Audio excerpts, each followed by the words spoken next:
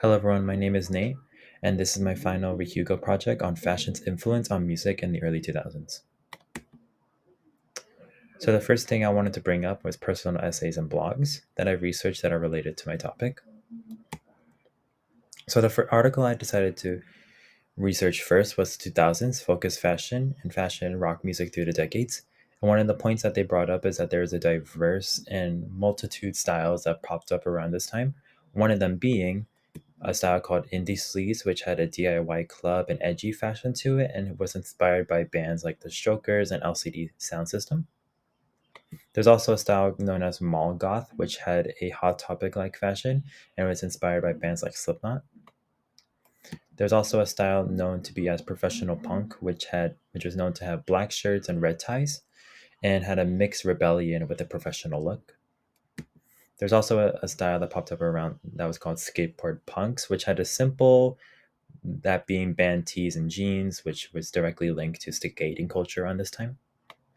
And then the second to last is emo culture, which is very well known today, which is known to be black/red outfits, heavy eyeliner, and it was heavily influenced by bands like My Chemical Romance and Fall Out Boy.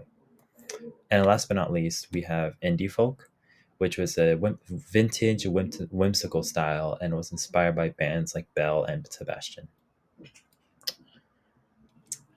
Secondly, I wanted to talk about documentaries and films that I analyzed to look more into my topic. So, one of the first films that I watched was The Devil Wears Prada, and it takes place in a high stakes fashion world where it sets a competitive environment of Runway magazine. It also explores iconic fashion moments, for example, Andy Sachs's transformation from frumpy to fashionable, and showcases high end designer outfits and accessories and reflects latest trends in the fashion world. Some character wardrobes that I analyzed was that Miranda Priestley, played by Meryl Streep, had a very sophisticated and powerful look, which kind of embodied her authority and perfection in fashion.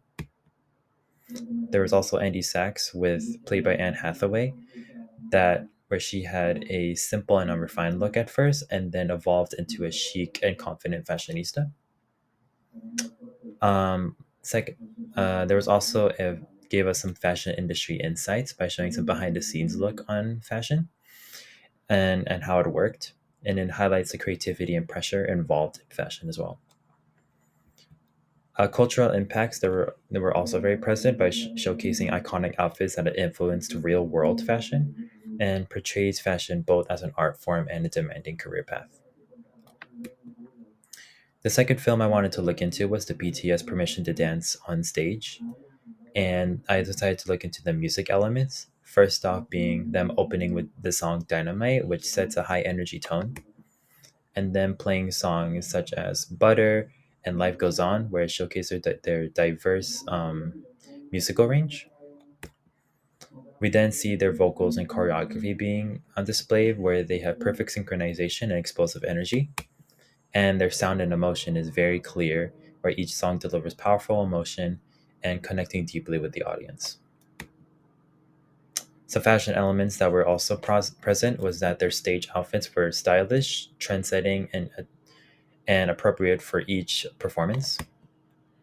Their coordination of their outfits was matching and thematic.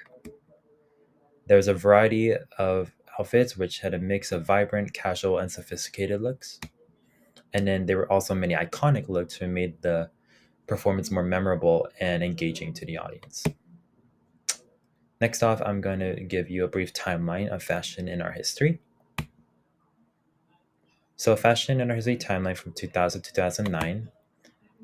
In the early 2000s, there were styles such as futuristic, which had a metallic and black tones, which were inspired by the Matrix. There's also a major influence from the post 9/11 financial crises, where conservatism in fashion became more common, as well as distressed denim and bohemian styles became more common.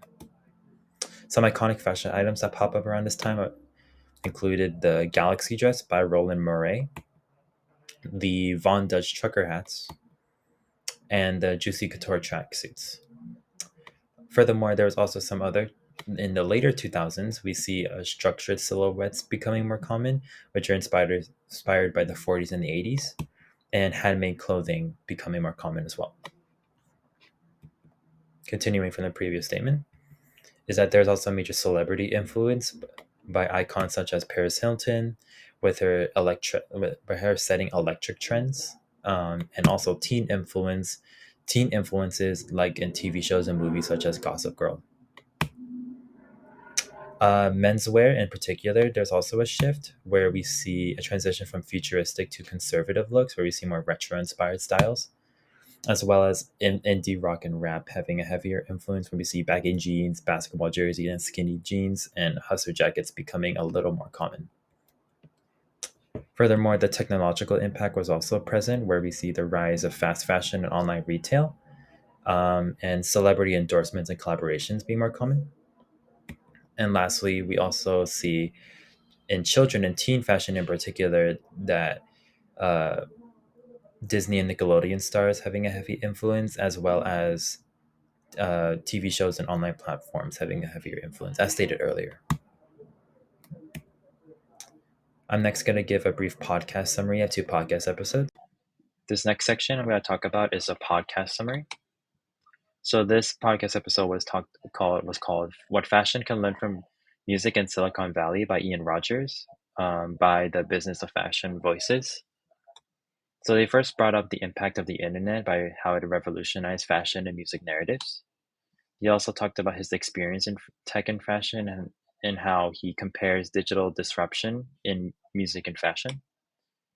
He also talked about his focus on cultural change while promoting cultural awareness of tech changes, while also encouraging fashion brands to be more culturally aware.